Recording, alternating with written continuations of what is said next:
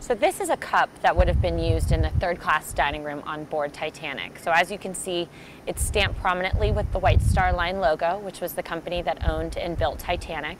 It's heavy and serviceable, and when the exhibition opens on June 1st, we'll have china from the third class next to second class and first class. And to see them side by side offers a really good example of the class distinction that was so prominent not only on board Titanic, but was really a part of the culture in 1912.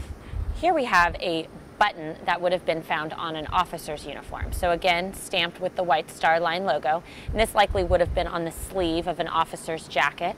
And we actually know who this button belonged to. It belonged to William Murdoch, who plays an integral role in the story of Titanic. We found this button in a dop kit that was embossed with the initials WM, and looking at the crew's list, the only crew member with those initials was William Murdoch, who was the first officer. So on the night of the sinking, which was 101 years ago today, William Murdoch was the one that made the call to reverse the engines and turn the ship hard starboard. And in the exhibition, we'll actually have the emergency engine room telegraph. So that was the telegraph that the order was sent down to the engine rooms and was received on. Here we have a gentleman's wallet. So in pretty remarkable condition, considering that this would have been at the bottom of the ocean for nearly 100 years. And what's really interesting is we have leather to thank for any paper products or textiles that we have in our collection, like this piece of currency here. So this $10 bill made of fiber or paper, obviously not a material that would survive well at the bottom of the ocean. And as I was saying, it survived because it was found in something made of leather. So the tanning process that was used on leather in the early 1900s actually used a chemical that repels the microorganisms at the bottom of the ocean, so they can't eat through the leather.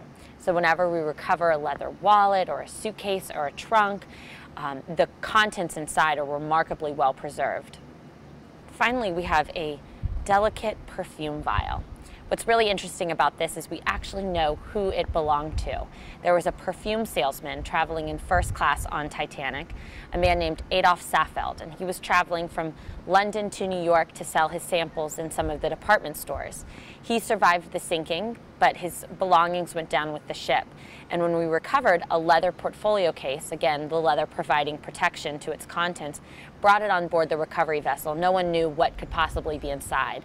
And can you believe it, that after nearly 100 years, when it was opened, the room smelled of perfume.